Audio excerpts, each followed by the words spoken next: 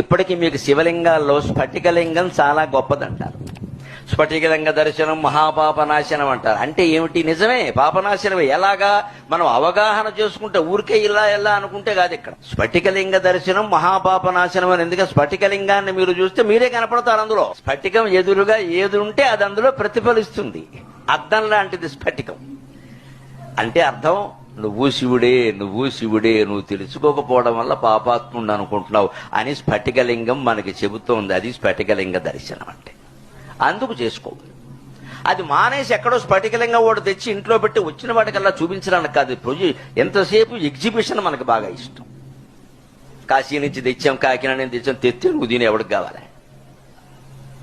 ఎవరికో చూపించాలి, ఫేస్బుక్లో పెట్టాలి. అది గొప్ప వస్తువు మా ఇంట్లో ఉంది కాబట్టి మేము గొప్పవాళ్ళం. ఎంత గొప్ప వస్తువు ఉంటే ఉపయోగం ఉందమ్మా? 4 వేదాలు నీ ఇంట్లో ఉన్నాయి, నువ్వేమైనా చదివేవా? దేనికి?